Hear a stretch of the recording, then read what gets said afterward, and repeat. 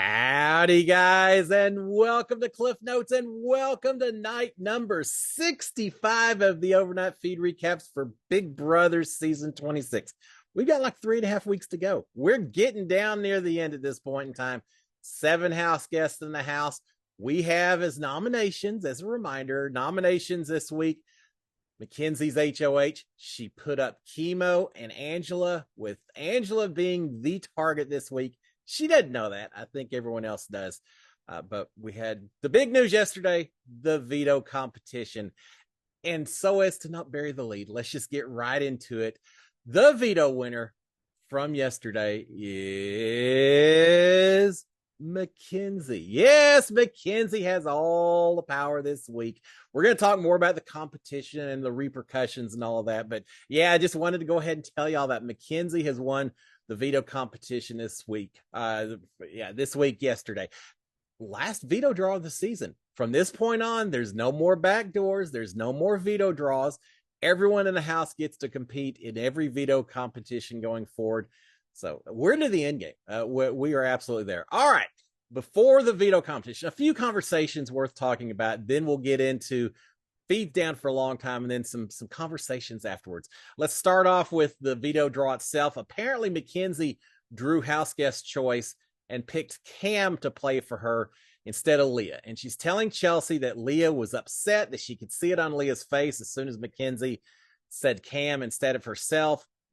Leah not happy, feeling like she had a tighter connection with Mackenzie, and why wouldn't she have picked her, Leah, to play as house guest choice? Well, it didn't happen. She picked Cam instead. She recognizes that Leah is upset. She is saying that she is glad. As it turns out, everyone got to play in this veto competition except for Rubina. 7 house guests, 6 get to play. So Rubina drew the short straw, so to speak, didn't get to play. Mackenzie's saying she's glad that Rubina didn't get picked, since that is her renom choice if Angela or Chemo were to pull themselves off the block. So Rubina will be available no matter what, if that turns out to be the case. Well, it turns out it wasn't. But just as an FYI, she knows that Leah's upset with her, maybe a little suspicious because of that, but very happy that Rubina ended up not playing in this thing. All right, later she tells Chelsea, or later Chelsea is telling Mackenzie that Rubina and Chemo and Cam don't win anything in this game. Just they haven't done anything at all to protect anyone else, to carry their weight. She's telling Mackenzie that she really wants Mackenzie for her final 2 because they are both women of faith, women and of faith. That's kind of her thing. So she wants Mackenzie to the very end as a final 2. She's saying that Cam, just like Chemo and Rubina, just does not pull his weight, doesn't do anything to protect them. She's a little bit tired of it. Now, is that the case? Would Chelsea really want Mackenzie at the end as opposed to Cam? I'm not sure that's the case, but she is telling Mackenzie that right now. She's saying Cam doesn't pull his weight either. He's either not trying or he's just bad at these comps. I think Kim is trying, but he may not be trying 100%, right? I could see that a little bit. But she's wondering about that. Chelsea is questioning also why Leah isn't a target this week for Mackenzie. She wants Mackenzie as part of her group, but I think she still has suspicions about just where Mackenzie's loyalties are lying, and saying, why would you not consider Leah as a target this week? You've got Angela up there. Why would you not have her up there as well? MJ is saying it's 3 different reasons. One, she says it's morals, that at some point she had told Leah that she wasn't going up this week, apparently, but she's also saying, I just can't do it to her. Of all the people, I just couldn't do it to Leah. So there's a little bit of morals. She's also saying that it's a little bit selfish, perhaps, Chelsea, on my part, but I know that Leah isn't going to be coming for me next week. If she got power, she'd probably come after Cam first, even before me. And I think I'm safe with her for a little while. So, why put her up at this point in time? And she's saying finally it comes down to jury. And I think that's a little bit of jury management, that she doesn't want to alienate Leah too much. So she's throwing out some reasons why Leah isn't a target this week. And Chelsea actually says, well, I felt the same way at T-Core, so I actually do kind of get it. Having said that, she still is pushing that maybe Leah could be considered as a renom if the veto was used. So we've got that. Both of them are saying that they would be okay with Chemo and Rubina being in a final five with them, being Chelsea and Mackenzie and Cam. Bring in Chemo and Rubina. Who wouldn't want Chemo and Rubina as part of a final five? Yeah. People that should be easy to beat in competitions and everything else. They would both be perfectly fine with that. Chelsea is mentioning, again, she may be understanding why Mackenzie didn't put up Leah, but she still wants to plant the seeds the way Chelsea does so well. She's telling Mackenzie, saying, look, I just remember how badly Leah wanted you out. Just a couple of, not at the beginning of the season, just a couple of weeks ago, she was bound and determined to get you out. Mackenzie said, "No, I know. You're not revealing any tea to me. I know she wanted me out. I get it completely, and I'm aware of that. And we'll be careful going forward." All right, we've got Cam talking to Rubina. Cam is telling Rubina that he doesn't think that he's going to win this thing. He just hadn't done anything. He doesn't think he's going to win at the end. And Rubina says, "Well, you and I could go to the end together. Wouldn't that be quite the final two? The jury picking between Rubina and Cam." But yeah, she's suggesting, say, hey, if you don't think you could win against anyone else in the house, but here I am. Maybe we could make something work. So she's planting a little seed of herself. Cam is saying, she says, but the fact that we're even here means that we're good players. And Rubina say, yeah, no, it doesn't mean anything of the sort. No, Cam, just because you got picked to play in Big Brother does not mean that you're a good player in the game. Turn it on, my friend. You're running out of time. All right, with that, on to the veto competition. Feeds went down 1:45 or so, something like that, in the afternoon Big Brother time. Came back around 9:30, something like that. I was about to the point, 11:30 Houston time. I thought, all right, it's going to be like a week or two ago. Feeds are going to be out all night long. No, they came on. No, thank you, Big Brother, for cutting the feeds for 8 or 9 hours to give me a chance to watch my Aggies win their football game, watch a few other college football games as well. But now the feeds eventually did come back. And as I mentioned before, the new veto holder is Mackenzie. She controls all the power this week, which almost certainly means that the veto is not going to be used this week for the first time all season long. Angela's not going to be able to convince Mackenzie to use the power. I don't think Chelsea or Chemo or anyone else will. I expect the vetoes or the nominations to stay exactly as they are now that she holds all the power. The comp was not Big Brother comics.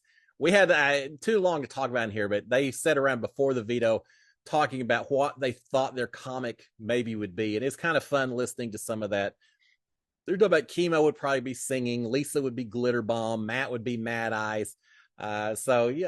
Joseph would be a big, huge mustache. I am looking forward to BB Comics and seeing what they're going to do with them. But the competition yesterday was not BB Comics. It involved apparently running through a forest looking for matching animal cards of some sort. It reminds me of the whacktivity I did during my season where we had to go smell all different kinds of smells in a foresty kind of campground setting, and then come back and try to match them up. With that, I'm pretty sure we know it wasn't held in the backyard. I think it was held at this secondary location, indoor location. But yeah, it was not BB Comics. It was running through forest looking for it. Apparently, most of the house guests had a difficult time with this competition. Mackenzie finished in 9 minutes. It's a breeze for her. The other house guests, not so much. Angela and Chemo did not even finish before they ran out of their 45 minutes. They timed out at 45 minutes. Everyone else that competed, 30, 45 minutes. So Mackenzie didn't just win. She dominated this competition. This is like OTEV part 2. Yeah, and she mentions later, I think, to Chelsea saying, I couldn't figure it out. I went so fast and then y'all were taking so long. Now, here's the other thing, the way one of these timed competitions work. Everyone stays in a separate room inside the Big Brother house, locked away.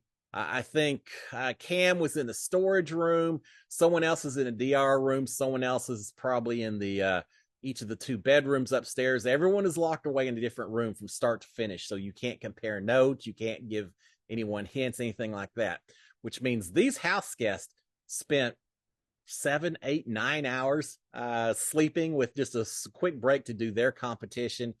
So Mackenzie's saying, yeah, I did like 10 minutes and then I'm done, and y'all are taking forever and ever and ever. So yeah, that's why the feeds were down so long, because the competition was either incredibly tough, or 5 out of the 6 house guests doing the competition were incredibly inept in playing it.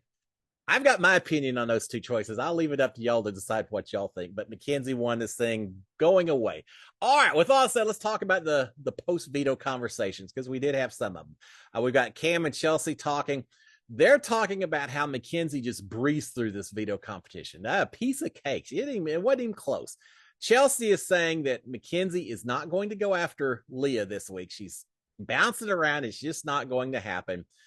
Cam is saying, well, MJ can't play in the HOH competition next week, so I'll do it. Now, Chelsea, either her microphone was not on or she's covering. It's hard to hear what Chelsea was saying. So when Cam said, I'll do it because Mackenzie can't play an HOH competition, my first thought is, are they gunning for Mackenzie? Is this, she did so well that now suddenly she's raised her target level and they're going after her? I don't think that's the case.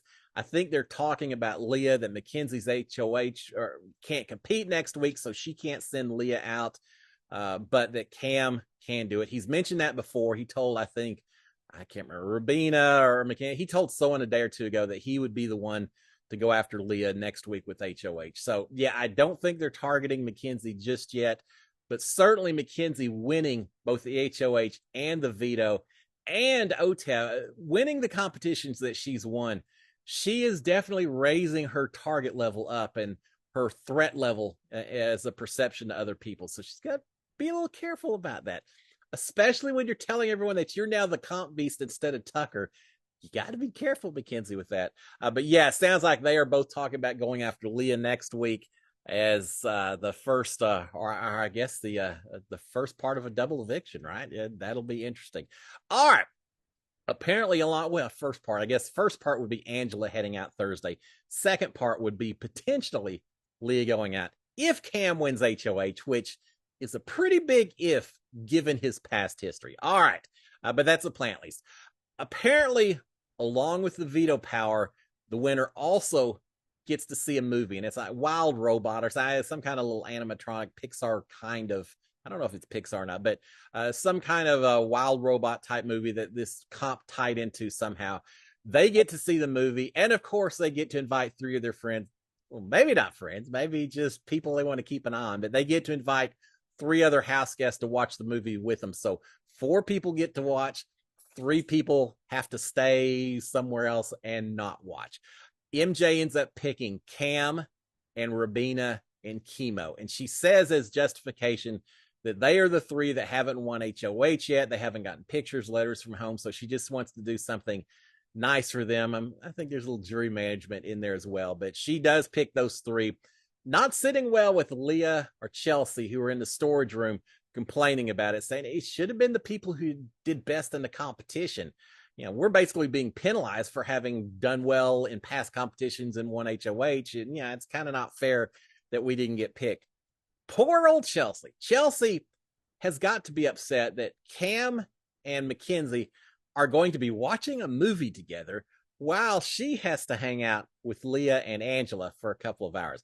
Now, I don't know what's going to make her more upset, the fact that she has to hang out with Leah and Angela, or the fact that her guy, sort of, that Cam is watching this with Mackenzie. We know there's a little jealousy in there already, so that's certainly not sitting well with Chelsea at all. Chelsea and Cam have a little discussion a little bit later, and this may be tying into that somewhat. All right, eventually the house guests got alcohol. I think Big Brother's seeing that this night may not be the wildest, craziest night of all, so they actually did get some alcohol, along with some Diet Coke. I can't remember if it's Chemo or being. A couple of people don't drink alcohol, so they got a little Diet Coke as well, but some wine and beer and little soft drinks as well. We've got Chelsea and MJ talking. Mackenzie's confirming that she is not going to use this veto, and Chelsea's saying, well, Angela's going to be begging and pleading with you. Mackenzie said, well, there's no need for it because it's not going to happen. I am not using the veto, certainly not using on Angela. I'm not using the veto at all.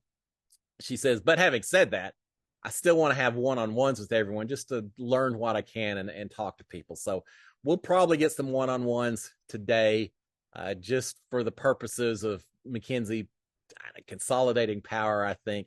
But yeah, the veto is not going to be used. Well, never say never this season, but I don't think it's going to be used. All right, we've got Chemo and Rubina outside singing their Big Brother summer song. Can I just say, I hate that song. I can't stand that song. I turn to the other cameras as soon as I hear it playing. So I hope there weren't conversations being held between the choruses of that. I hate the song, and they just sang it over and over and over yesterday. Now, nothing against Chemo and his singing voice, but there's just something about that song that irritates me. So yeah, I've had enough. I'll give me the janky song any day of the week before that Big Brother summer song, and I heard too much of it yesterday. But yeah, Chemo and her being outside singing their Big Brother summer song. Chemo is talking. Eventually, they stop with the singing for a little while, and then it picks back up again. But eventually, Chemo, he's upset that he lost another competition, but he's telling Rubina, saying, "But you know, we all have our own strengths. Mine is not the competitions. I feel like mine and yours is more the social games. That's what we're so good at in this house. Or it could just be that you're so bad at the game as to be a complete non-threat to the other players in the house, and that would explain some of the longevity to your game so far." I'm just saying. But yeah, he's saying our social game is what carries us through, and they do have good social games. I mean, they're friendly with everyone. It's easy to be friendly with everyone when you don't win anything, and as a result, you have no blood on your hands whatsoever. But they're thinking that after today's veto competition, surely Chelsea is seeing Mackenzie as a target and wanting Mackenzie gone because she's so good at these things. They're saying, we want Mackenzie gone. Surely Chelsea is recognizing this as well and will be gunning for her going forward. But they're also thinking, I think it's Rubina says, we all probably want Mackenzie gone, but we don't want blood on our hands. We can't do it. Chelsea probably doesn't want blood on her hands. She can't do it. You've got to get some blood on your hands, guys. At some point, what you call blood on your hands actually is resume points on the final jury instructions or final jury pitch. If you don't do anything to control your fate, it's going to be tough to ever get voted the grand prize at the end of this thing. I understand you don't want blood on your hands, but at some point you got to make some bold moves, and they just are not the ones that want to make the big move. It got me thinking, does a jury of 7 people as opposed to the more normal jury of 9, does that tend to impede people's vote? When you have 9 people on the jury, if you get one person mad at you, it's just 1 in 9. What's that work out to? 13% or something like that, less than that, 11%. 11% of the jury maybe is mad at you. If it's 7 people on a jury, then it's more like 15%. I sound like Ian Terry as I talk about this. But with only 7 people instead of 9, you do have to be that much more focused on every individual jury vote because there's less room for margin, right? And so maybe that's one of the reasons why there's so many people that are so focused on not getting blood on their hands this year. I get it, but you got to make the bold moves as well. But they're saying, we don't want to be the one to send, we want Mackenzie gone, but we don't want to be the ones to send her out the door. Neither does Chelsea. So they're thinking Cam, maybe Leah are going to be the ones who are going to have to take the shot on Mackenzie. You wait too long and there's not going to be one left to take the shot on you. But they are talking about that. Rubina says that Mackenzie is the new Tucker. She's saying, yeah, she's even saying she's the new Tucker. Yeah, you got to be careful with that, Mackenzie. All right, they had dinner fried chicken. They ate at the smaller table. It definitely is a smaller table. So they did that. Apparently the chicken was very good. I hope so, because Leah spent a lot of time on the feeds talking forever about how to make the batter, about trying to create buttermilk, and she had heavy cream, and she said she could churn it, but she was trying to get buttermilk, and Leah very invested in the recipe last night, but it looks like it was a good meal. So everyone had dinner at the smaller table. All right, we've got Angela talking to Chelsea, telling Chelsea that she is positive that Mackenzie is not going to use a veto this week. Yeah, so hopefully it won't come as a big surprise when it doesn't happen. I have a feeling Angela still try to make the pitch, although she said that she's not even going to ask Mackenzie to use it. We'll see. But she's convinced that Mackenzie will not use the veto this week. She's telling Chelsea that she hopes that Chelsea still sees Angela as part of a final five in this game. She's saying all she can do at this point is to promise to protect people and to play an honest game going forward. Well, you can't protect everyone. Angela's already promised to protect Leah and Mackenzie. We know she's close with Chemo. She's protecting Chelsea and Cam. Sorry, Rabina. I guess you're the only one that's not protected. Yeah, but Angela, I think, realizing that she may need Chelsea's support this week. All right, we've got Mackenzie talking to Cam and Chelsea, telling them, very excited, saying, it is finally time for Angela to go, and I'm the one that gets to do it. Mackenzie, I didn't realize that the hurt feelings from back in week 1 or 2 carried over so strongly with Mackenzie. She, not that she didn't throw Angela the bus throughout. I just didn't realize that it was as personal as she seems to take it. So yeah, Mackenzie very excited that she's going to be the one that gets to send Angela out the door. Good strategy or not? That's to be debated perhaps, but she's ready to get her out the door. All right, we've got Mackenzie and Rabina talking. Mackenzie is talking about Leah having told Mackenzie and Chelsea that they're running the house, that they can win at the end. In other words, Leah had come in, and this was right after I think the veto was won, telling Mackenzie and Chelsea, saying, hey, the three of us, we keep winning all these comps. We'll just keep winning to the end, make it to the end perfect. So in other words, Leah basically putting herself in as a group of 3 with Chelsea and Mackenzie. So Mackenzie's telling Rabina about that. Mackenzie is mentioning that just yesterday, Leah, though, had said she wanted Chelsea gone. So it depends on who she's talking to. Rabina is saying, well, Leah was talking to me about her and myself and Angela, all 3 kind of trying to run the house. Mackenzie's saying that she's also talked about her and Cam and Chemo being a group, and her and Cam and Angela being a group. So in other words, they're recognizing that Leah, depends on who she's talking to, is acting or implying that she is aligned with a lot of different people in the house, that she's got a lot of, if not official final 3, certainly implied final 3s with a lot of the different groups in the house. And they're saying, does she think that we won't compare notes and understand what she's doing? Apparently not. So they're talking about that. Rabina, talking about that. Rabina is saying that Leah, just as a warning, and Mackenzie, she's saying, look, just so you know, Leah's saying that she regretted not making a bigger move last week. Now, I'm not sure if that was against Mackenzie. I think it may have been against Chelsea. Who knows? But she's saying, yeah, she's saying she regrets that she didn't make a big move. She wants to make a big move in this door. And Mackenzie's telling Rabina, saying, yeah, I really could see Leah, if she gets HOH, putting you and Cam on the block and then trying to backdoor Chelsea as her big move. Well, there's no more backdoors. Chelsea will get to compete in veto along with everyone else. So no more backdoors, but certainly maybe putting up Chelsea as the ultimate target after the fact. So they are recognizing that maybe Leah does want to make a big move at some point in this game. Mackenzie is saying that Cam wants Leah gone, that he's had enough of her. Maybe not. I'm not sure. Now, Cam is certainly telling a lot of people that he's going to be the one to send Leah out next week. And Mackenzie is passing on that news. We'll see. We'll see if that comes to fruition or not. I can see Cam maybe thinking that he's got Leah as a kind of number if it comes down to it. All right, we've got Mackenzie and Rabina and Chemo talking. Mackenzie is saying that if Angela had won veto, she would have put up Leah as a renom. In other words, Chemo, you're good. Rabina, you're good. You would not have gone up. My target is Angela. If Angela wasn't available, Leah was going to be my target. We're good, guys. Don't worry about any of that. So this is what Mackenzie is telling to them. She's saying that she had already checked, in fact, with Chelsea just to make sure that if that happened and she put up Leah, that they would have the votes to get Leah out the door. Because, Chemo, I'm protecting. I'm not even going to do it until I get confirmation of the votes. So she's just making them feel comfortable that there is in no way a plan to target either one of them. Chemo and Rabina in turn are talking as though Mackenzie's kind of their third. So Leah getting blamed for having a lot of groups.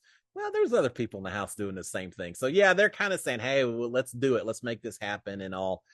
So acting as though Mackenzie's their best bud, and the new third to the trio. Well, I don't think Mackenzie, well, they just got through saying they want Mackenzie out the door, but they don't want to be the ones to do it. So, whoa, what a tangled web we weave. When at first we do deceive. All right, Chelsea and Cam talking. Chelsea, kind of talking, kind of yelling, kind of upset. Chelsea is not happy with Cam. She's upset that she thinks that he is skeptical of her. She's saying that he treats her like caca. She's a different word, but not treating her well in the house, and that everyone else in the house sees it. She's upset as well that Cam said he trusts Leah to an extent, and Cam responds says, "Look, first of all, it's your opinion how I treat you, and I can't say anything to that." He said, "But that's not what I'm doing. It's not what I intend to do, and I don't feel like I'm doing that." He says, I just don't think that's the case. He says, as far as Leah, he said, I trusted her to an extent. And he said, the extent is because she promised me safety last week and she didn't break that promise. She, even with T-Core asking her to, she did not break the promise. He said, that's why I said to an extent. He said, but I've already told you that I'm going to put her on the block if I get HOH next week. But do you believe me? She said, no, I know you said you will, and I know you will. And he said, so why are we even having this conversation? Well, I think it's because the conversation is about a lot more than just gameplay strategy. I think it's a little bit more with, I don't know, Cam watching a movie with Mackenzie at some point today, with Cam in any way seeming to have some kind of connection with Leah or Mackenzie. I just think Chelsea is playing a fantastic game, but just as Mackenzie's vendetta against Angela may be jeopardizing her game a little bit, think of it this way. There's very few people who are wanting to work with Angela and Leah. Mackenzie could have been tight with those two and done some things differently, but she didn't. She's kind of drawn her line in the sand, declared her loyalties. But just as Mackenzie maybe has let her personal vendetta influence her game a little bit, I worry that Chelsea, as great as she's playing the game, could let some personal jealousies and such affect her game a little bit. And certainly yelling at Cam is not a good way. But Cam speaking back up and saying, I've told you what I'm going to do. I'm going to send out Leah. I don't know why we're having this conversation. Eventually, they do hash it out a little bit, as they tend to do. They walk it through, talk it through, yell it through, and work it out, I think. Eventually, it turns back more to gameplay, game discussions. Cam is warning Chelsea to not tell Mackenzie that if it's her and Leah at the end, Mackenzie's going to win. He's saying, I don't want that to get planted in her head that she can beat Leah, and maybe she ends up wanting to take Leah as a result. Well, Chelsea is saying, it's not exactly the way I'm saying it. I'm telling her that Leah will never take you to the end, Mackenzie, because she knows that you can beat Leah in the end. So there's no way Leah's going to ever take you. So funny how you can spin this thing two different ways. She's saying, I'm warning her about Leah not wanting to take her, as opposed to her getting a big head that she thinks she can beat Leah. Chelsea is saying that Mackenzie thinks that she is good with Rubina and Chemo, but the reality is that Rubina and Chemo actually want to be with Chelsea and Cam as a final four, and not as a final three with Mackenzie. So a mistake on Mackenzie's part. Cam is talking about Mackenzie. He's saying, we need her. We need her competition skills and all of that. He said, so we need to carry her to the end. Well, not so much carry. She's doing a lot of the carrying. He said, but we need her to the end, but maybe not final three. Maybe final four is what we need for Mackenzie. Chelsea is talking about Rubina, that she's playing for girl power. She's playing for different causes and all of that. So she's got some motivation for the way she's playing. Cam is saying that he would like to maybe build something with Chemo that try to work on that relationship, because he feels like they don't have any relationship at all. So if Rubina and Chemo truly do want to try to work with Cam and Chelsea, he needs to try to work something out with Chemo and build something with that. He does say again that if he wins HOH, he is putting up Rubina and Leah, and that Leah is for certain the target for sending out the door. So you've got that. Finally, we've got Chemo and Rubina talking. They're talking about Mackenzie and Chelsea being close. They recognize that. A little worried about that. Chemo is saying that, with that in mind, he's saying there is a version of us that I could see potentially working with Leah if Mackenzie and Chelsea and Cam are tight. As much as we talk about getting at Leah, could there be something there at that point in time? And Rabina responds, so, one of our biggest game moves we could make could be taking Leah out. Maybe that's an option. So never say never in terms of relationships in this house. Is there a scenario where you could see the two of them working with Leah? Possibly, especially once Angela is gone, assuming she's gone. I think she will be. Once Angela is gone, Leah potentially at that point is going to recognize that Mackenzie maybe wasn't as close to Angela as she thought when she realizes that it was Angela and not Chemo who was the target all along. Leah's going to be alone. She theoretically could find Chemo and Rabina. Who knows? We will find out. That's for other days' discussions. With that, eventually Leah does come out. A little game talk, talking about how great it is that they're there and how much they love each other. I just non-game talk, but she hangs out with them for a little while. Eventually they call it a night. Everyone in bed by 3:45 or so, Big Brother time. So there you have it, guys. Mackenzie controls the veto, controls the power for the week. I think the nominations stay the same. I think Angela heads out on Thursday, and then it's a matter who wins the HOH, and someone else is going to be taking the old car to the jury house alongside Angela. Who knows who? It could be Leah, but it depends on who wins HOH. We'll find out later. Guys, have a fantastic Sunday. I'll be back tomorrow morning to give you a recap to see how Angela takes the news and see how they do with a chill Sunday and all of that. But until tomorrow morning, SKD 143. Cheers, my friends. Bye.